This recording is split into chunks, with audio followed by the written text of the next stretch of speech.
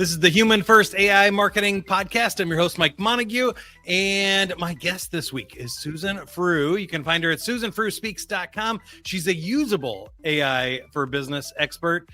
She's also the author of many books, mostly about competing on awesome instead of price. So we're definitely going to talk about that.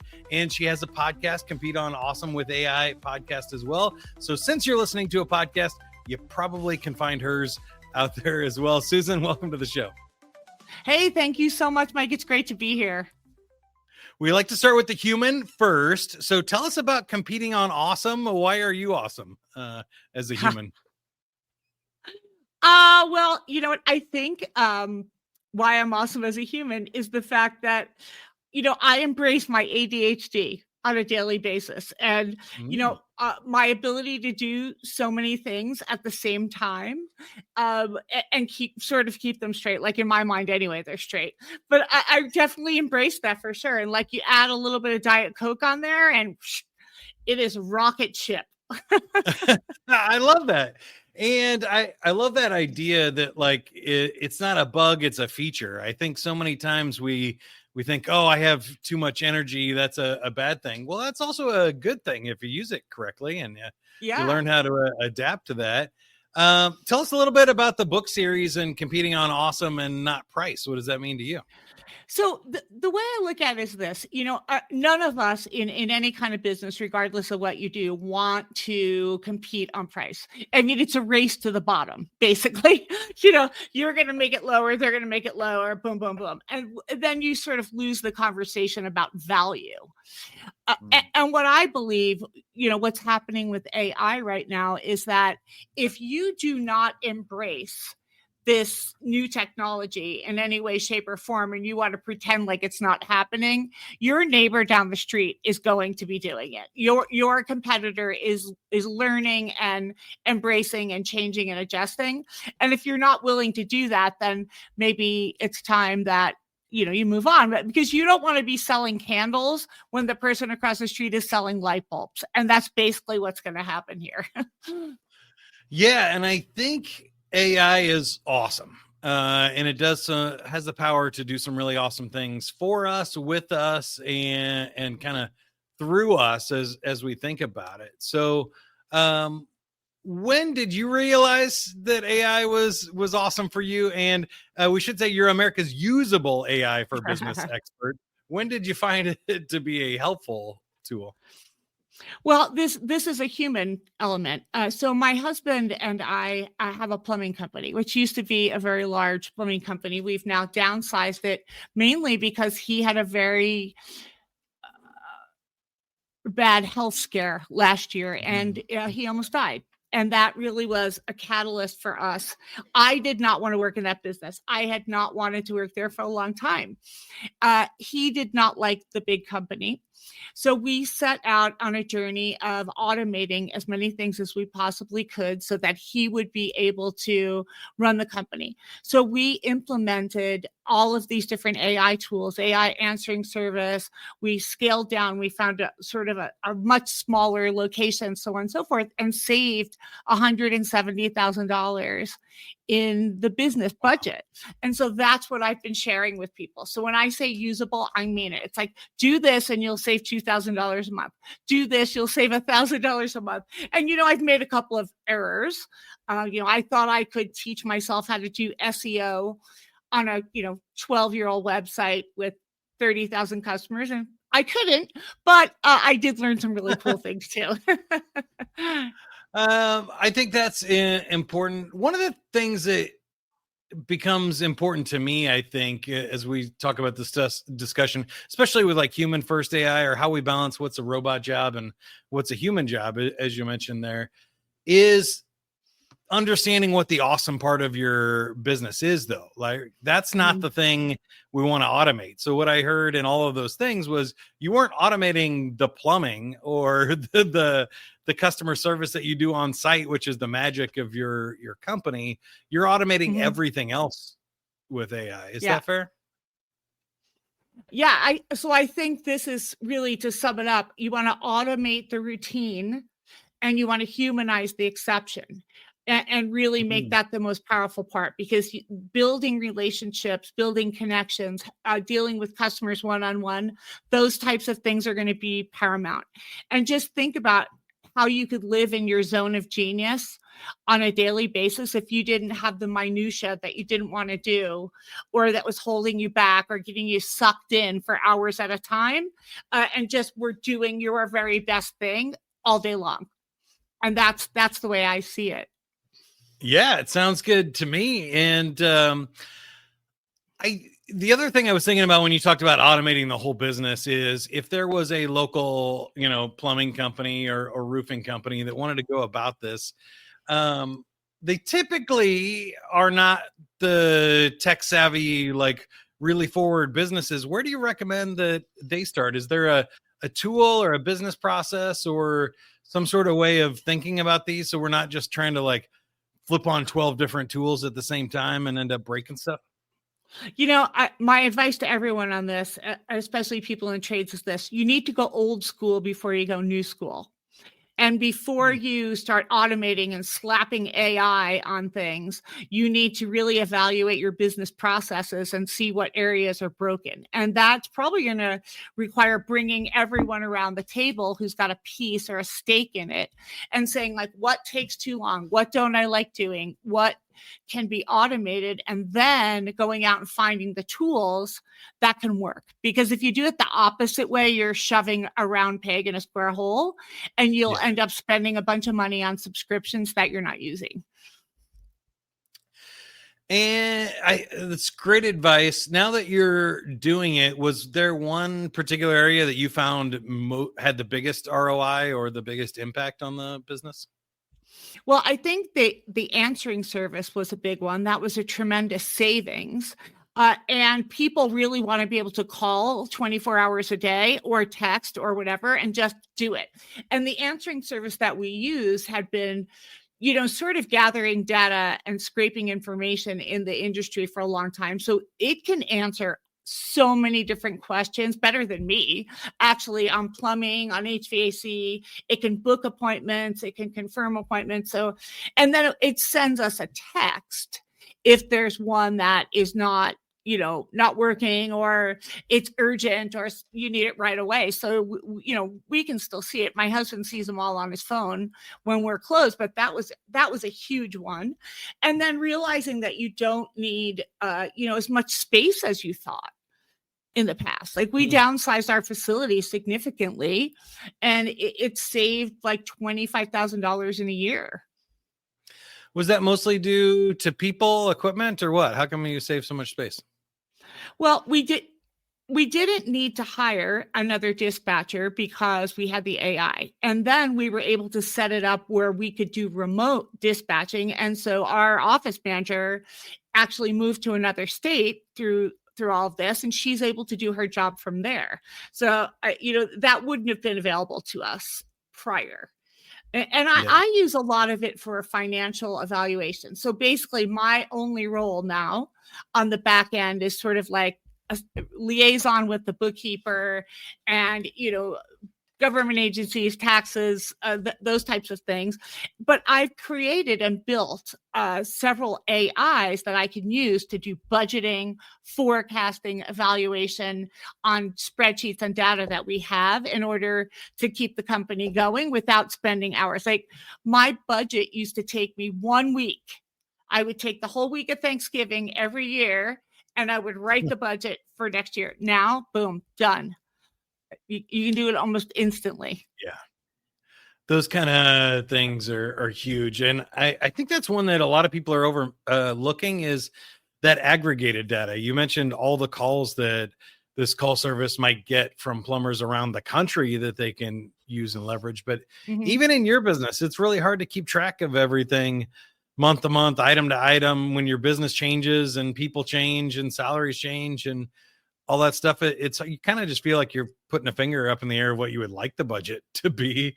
Yeah. But now we have tools that can look at it and make more realistic predictions, even across the industry or across our company or different branches and stuff. That I think it's really cool. And the speed is insane. Yeah, for sure.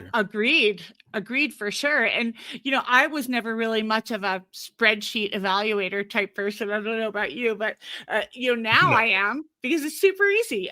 You can take all of this and, confidentiality is people's objection. Okay. Well, you take your financial data out of QuickBooks, put it into a spreadsheet, cut it and paste it in. Do not throw the spreadsheet in there with your account numbers and the name of your company. And now it is blind data. And with regard to like, how are you going to use it? Well, you need to figure out what the key performance indicators are in your industry. So how much should be going to materials, uniforms, overhead, and then load that in the back end of a custom GPT, which is how I did it. And then when you throw your data in, it's looking through the lens of those key performance indicators. And even more so now with the new things that came out with Open AI over the holidays, because now we can do the projects inside of ChatGPT, and now you can keep all of your data in the project, and bam, now we're really flying. They even have some what they call temporary chats, where it's sort of like the incognito or private browsing, where you can just ask a question and then it'll go away, and it's not training the data, it's not saving it for later or anything like that, which I've never been too worried about the confidentiality anyway. I understand there are if you're in the healthcare or banking industry or something, you probably need to be a little bit more worried about that, but most companies don't. They have our financial data on our company, is like you said, as long as it's not account numbers, doesn't really matter too much. So I say, go for it, figure it out. And there are ways to get around whatever objections you might have, certainly on that side of the business. Now, this is the AI marketing podcast as well. And you mentioned SEO earlier, and you seem to be good at marketing. I can't tell if it's necessarily marketing, sales, or branding in your background, but there's definitely some business development there that you can share with us. What tools or tactics and strategies have you used on the promotion side to make that phone ring in the first place? Well, so you're going to probably roll your eyes, Mike, and maybe many of your listeners who are in the marketing space, but here's another reason why we moved the company. So our SEO initially, as between SEO and pay-per-click, was running around 10 grand a month. And it started not working because we have giant competitors in the market, and we were not getting any traction because they were just outspending us. So then what we were able to do is, and so I got it down to $3,500 a month, and I kind of stopped doing paid ads and what have you, but that still was too much under the new structure. So years ago, I bought this domain called Denver Plumber and HVAC. So, and when we were moving anyway, we moved 4 blocks south, and now we have a Denver address. So what we do and where we do it is in the URL. And so now I am spending a little bit of money on SEMrush, which, evaluate what my keywords are and what's going on. And that's it. And the phone is super busy. I mean, busy enough to keep my husband and just a few people busy. And that's it. And boom, done. And so that was huge. But I'll tell you, here's what I did wrong and why you need a real marketing person for most of us. I thought that I would, once I got the website back from the $3,500 a month people, I thought that I could just figure out how to work on a WordPress site myself. No, I could not.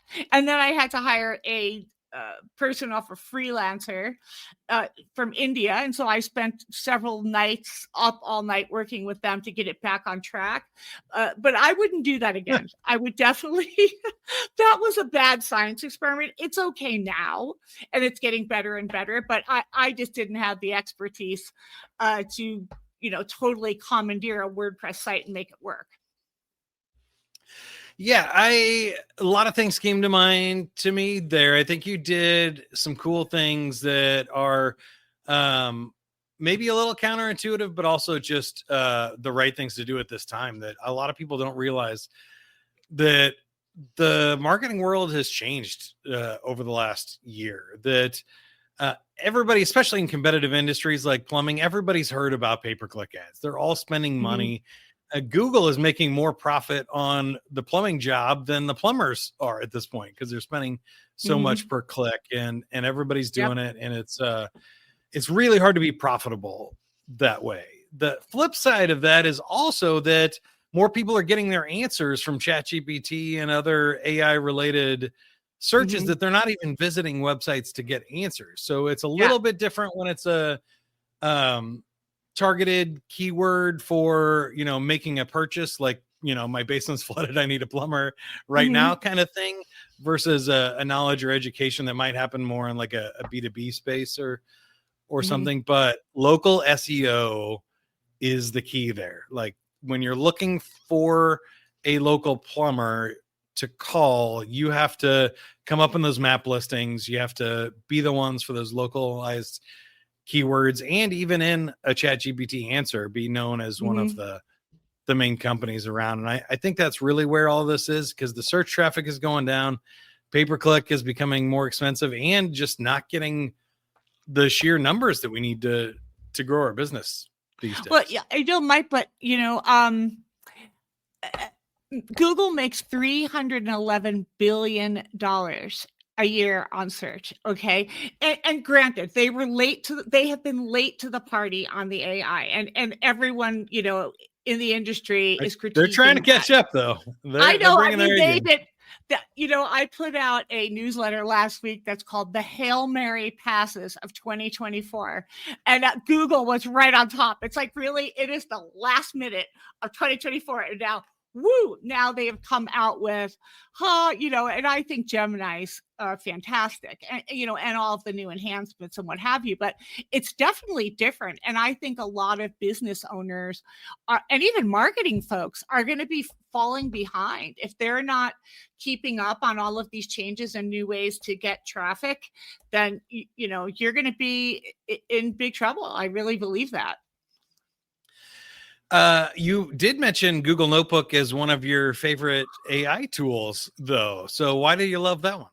I love it. Notebook LM. I absolutely love it for a lot of different things.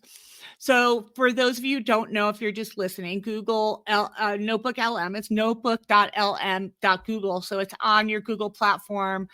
Just log into your Google browser and go in there. You can put in a URL, a document, whatever it is, and it will then research it and produce for you all of these other documents, frequent asked questions, a summary doc, and most remarkably, a really cool podcast about the topic. And there's so many applications for this. I think if you're in sales, you could create a podcast about your client and you can send it to them. I think that I just helped one of my clients do that this week, and they were blown away. They interviewed 12 of the top sales leaders in this organization. We put the recordings into the Google Notebook and then had it produce a summary of what their, common challenges were, what their leadership strategies were, which, departments or philosophies or products were doing well. And you can start querying this database of everything about your client, and then sent them a podcast about here's everything that's going on at ABC client going into 2025. And it sounds really cool. They were blown away. It definitely is. And I think it's going to only get better. Now, I mean, it already has since it first launched. Now you can edit it. You can add another person, what have you. But there's so many applications of this. And another application, which I am recommending to a client of mine, I do a little AI on-site consulting. They have a team that's spread out quite a bit, and they're also on the road often.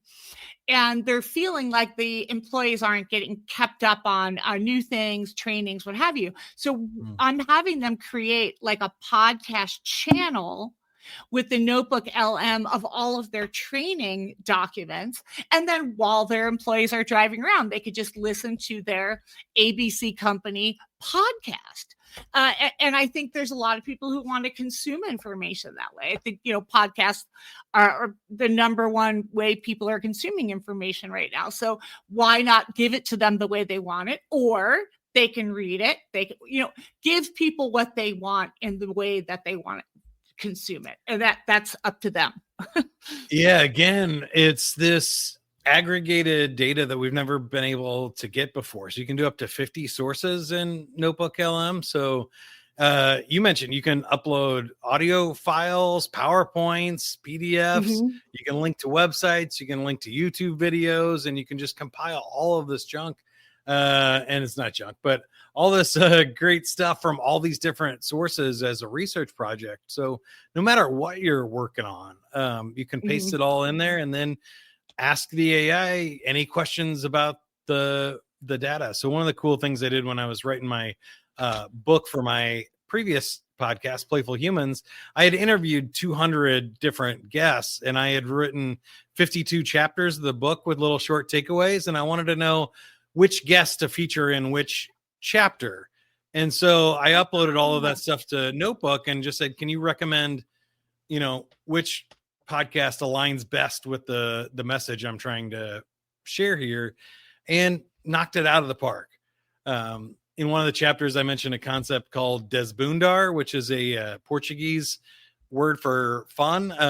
And when your inhibitions drop during fun and you kind of get into the flow state, and it recommended that I interviewed this Portuguese artist in one of the episodes that I had forgotten about. And you're like, oh, wow. Well, how long would that have taken me? Or even if I paid an intern or somebody overseas to do it, they would have had to listen to 230-minute episodes, take notes, or scroll through transcripts and all of that stuff to find and make these decisions. And all of a sudden, in maybe the whole project took me an hour, but the answers are coming up in 5 minutes or less.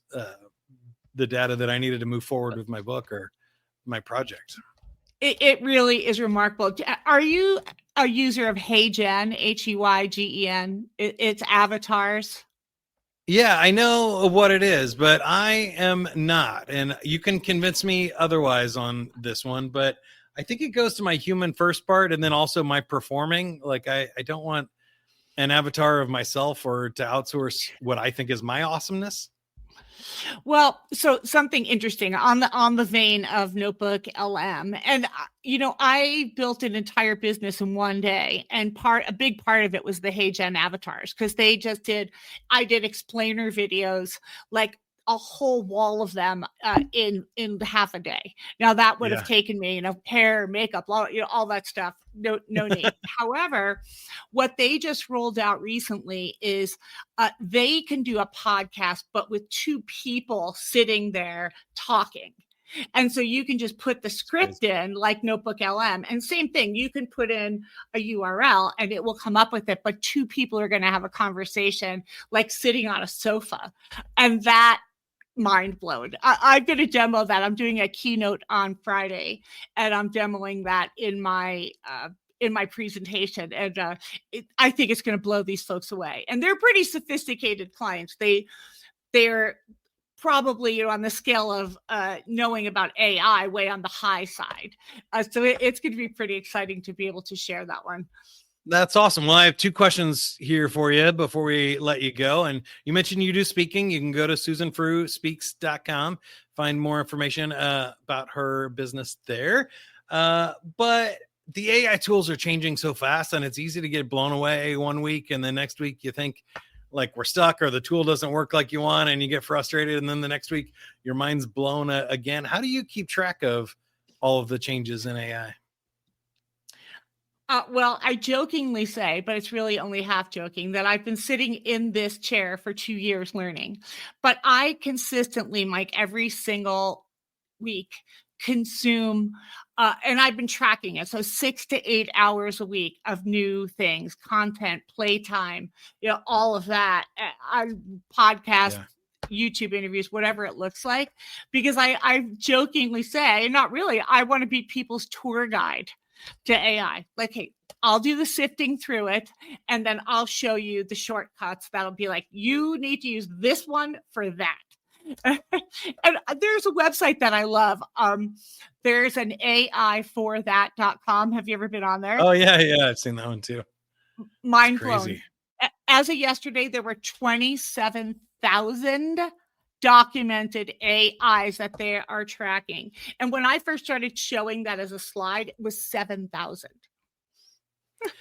Yeah, I think that goes to the point that you need somebody. We're going to need an AI to aggregate the AI tools, because there's no way you can keep track of 27,000. But there is something out there for that. The websites are there. The tools are amazing. It's also why I don't want to get into the automation or building AI or even agents for things. I think it's all changing so fast. It's going to be really hard to make money. And then, any that do might get gobbled up, by Google, OpenAI, or somebody else for a lot of money. So it might be worth your effort. But man, it's interesting. I wouldn't want to be in that software business at this time, but it's going to be cool to see what shakes out. And I'm glad that so many people are. My last question for you is the fun one. This is, how do you see things in the future? We got to go at least 5 years out. So at least 2030, but you can go as far out as you want. Where do you think AI goes? Does it all get settled when it's all settled? Are we living in a world where we have, our android robots walking around, folding our laundry and cooking our dinner? What are the role of humans in this future world? Or do you think it's kind of business as usual, but we have some great virtual assistants? Well, yeah. So I think agents and assistants are, interchangeably so. I think there's going to be a lot of things that will be automated, but I believe wholeheartedly that relationships and connections, personal connections and customer service and all of that, and putting that up here as the most paramount and important thing ever is going to become really important. And people who can still build personal connections are going to be the ones that succeed in this new world. And I do think, there's a lot of things we can automate. There's going to be laggards, right? Like, how many people do we know still has an AOL email address? We know who you are out there, that there's going to be that group, they're going to be the people sitting on their horse watching the automobile drive by. And I think that there's going to be a big disruption in work, a lot of disruption. I believe that the disruption should not derail, though, the organization. So and I mentioned earlier, being the best you can be, being your genius, and offloading everything else, getting rid of all the minutia, all the junk, so that you can be the best you can be. And, I don't know. It's so hard to predict. If we just look backwards at the last 2 years, I'm like, it's hard to predict that forwards, because if we keep at these leaps going forwards, I think there's no question that we get to some sort of artificial general intelligence and some sort of like sentient being, whatever you consider that to be, that has some sort of consciousness, mind of its own, operating independently, like an android or something from Star Wars, which I think is a really cool thought too. I don't know if I've said it on this podcast yet. I think I have, but my take, I think we're officially at the part where there is AI that are smarter than some humans. And yes, we are. I think we're going to get to the point where some AI is smarter than all of the humans, or we have to start deciding, like, it's always going to be, like you said, a spectrum.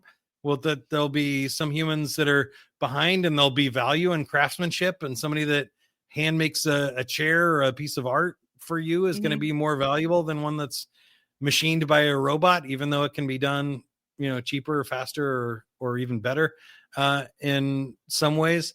So I have an optimistic view that it's going to continue to be a spectrum of results. We'll have some dumb agents that do simple tasks for us, and we'll have some really smart, virtual assistant, kind of general intelligent things that we work with too, or that become part of our companies, which is a fun place to be. All right, Susan, any final thoughts here? How can you help us, or how can we help you? What would you like to tell everybody before we go? Well, you know what? If anyone needs a great keynote speaker for their conference, I'm your person on AI. I make it fun. But really, what I want people to know is when you're using AI or investigating AI, be curious but cautious. It has a lot of amazing things, but you just like with anything, there's going to be bad actors in any sector of the world, and just make sure that you're aware, and the more you learn, the more you know, and the more you can protect yourself and figure out how you want to use AI moving forward. There you go. That's Susan Frew at SusanFrewSpeaks.com, the usable AI for business expert. And don't forget about that podcast too. Compete on Awesome with AI podcast. She has books on our website and all kinds of workshops and other events going on. So go check that out. As for me, you can find us at avenue9.com. Subscribe to this podcast. Send it to somebody that you think needs to hear it.